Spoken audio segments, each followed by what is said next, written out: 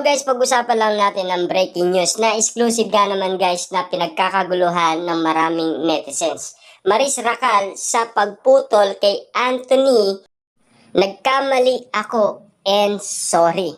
Kita nyo naman guys, no, umamin na si Maris Racal sa lahat ng mga netizens na tumira nga naman kasi sa kanya at namba. Siyempre guys, kasalanan niya eh. Nag-cheater siya eh. At lalong-lalo na si Anthony. 'Di ba? Si Maris kasi guys, siyempre alam naman natin, meron din siyang boyfriend na si Rico Blanco. Si Anthony, meron din siyang girlfriend, 'di ba? Kitang-kita naman natin 'yan, guys. At sabi nga naman kasi ng balita, sa wakas nagsalita na ang kontrobersya kapamilya aktres na si Maris Racal. Kasi guys, kung hindi nga naman siya magsasalita dito, siyempre, alam naman natin, natira na siya ng lahat ng tao. Iniisip ng lahat ng tao, lahat ng kanyang pagkakamali sa kanyang pagiging cheater. 'Di ba? Lalo-lalo na kasi guys, 'di ba? Yung inilantad ni Jam ang screenshot na palitan ng mga mensahe ni Maris at Anthony. Siyempre guys, bilang patunay lang yan guys na talagang nag-cheater sila kay Jam at Rico Blanco. Kita nyo naman guys, no? Randam talaga ni Rico Blanco na niloloko siya ni Maris Racal. Kaya nga naman pala guys, hindi niya tinanggap ang nasabing proposal ni Rico Blanco. At alam naman natin na alam daw ni Jam ang katotohanan. Kaya nga naman guys, nilabas niya lahat ng kanyang nalalaman. Ngayon, nung nilabas ni Jam ang lahat ng katotohanan, siyempre nakita lahat ng mga netizens ang ginawa ni Maris Racal at siyempre si Anthony.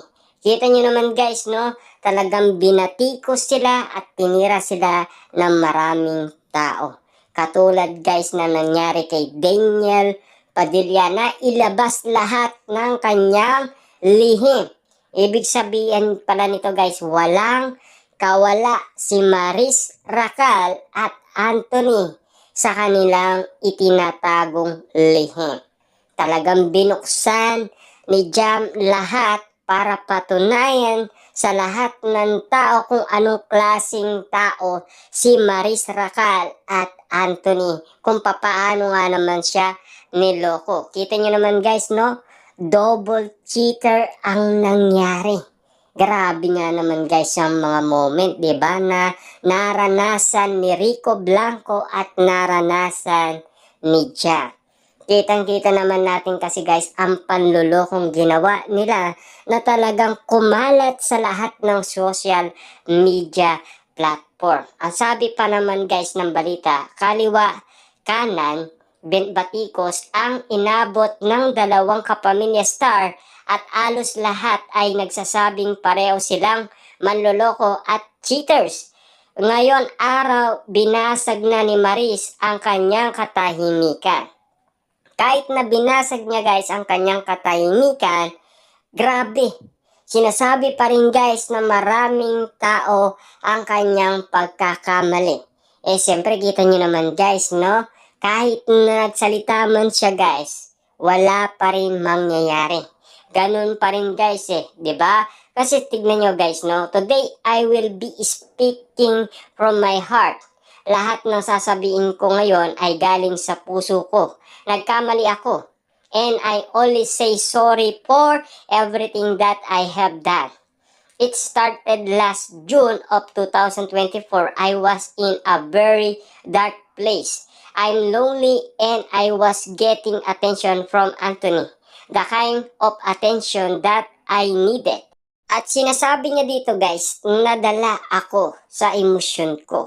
And I know that was wrong. I came clean right away. I told my ex everything and I admitted things to him and then we broke up.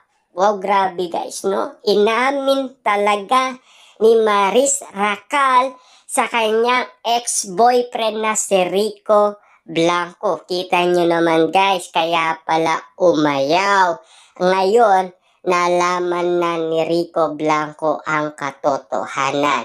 Hindi dahil sa umayaw siya at sinasabi niyang bata pa siya at marami pa daw siyang gagawin. Hindi pala yun guys ang isyong sinasabi niya eh. Meron pala talagang rason at kadahilanan kung bakit nga naman siya umayaw. 'Di ba? Kitang-kita naman natin kasi guys na malayong malayo lahat ng kanyang sinasabi. Kaya nga naman guys, bumalik sa kanya lahat ng kanyang sinasabi. Ibig sabihin lang nito, lahat ng pinagdaanan niya ngayon na pagiging cheater at manloloko, pinatunayan niyan ng maraming taong umusga sa kanya dahil sa kanyang pagkakamali. Ibig sabihin na yun guys, may katotohanan talaga ang inilabas ni Jam. Ibig sabihin, kaya siya nagsorry at nagsalita na dahil nalaman ng maraming tao ang kanyang tinatagong lihim. Silang dalawa ni Anthony. Kahit nilihim nila, pero kita nyo naman guys, naglalandian daw sa harap ng camera. Grabe yun guys, no? Talagang lantaran ang kanilang landian. Kita nyo naman guys, no? Itatago nila pero lantaran. At nakita pa ni Jam ang ganon sitwasyon. At yung screenshot na yon, pinatunayan niya sa maraming tao kung papaano nga naman siya niloko ng dalawang taong tulad ni Anthony at Maris Racal. Pinatunayan niya guys sa lahat ng tao kung gaano sila kasama. Ibig sabihin lang nito guys, talagang manloloko nga naman kasi sila. Kasi umingi siya ng sorry. Lalo-lalo na sa mga fans niya, di ba? Na talagang tumira sa kanya. Siyempre guys, di ba? Tulad nga naman kasi ni Daniel, hindi niya akalain na maraming magbabatiko sa kanya ng paulit-ulit. At naranasan ngayon guys ni Maris Racal at Anthony ang nangyari umano kay Daniel Padilla. Dahil kitang-kita naman natin guys, no? Talagang hindi na nahimik ang mga netizens sa pagtira at pagbatikos kay Maris Racal at Anthony. Kitang-kita naman natin kasi guys na aamin ko na sa araw-araw na nagtatrabaho namin, nahulog din yung loob ko.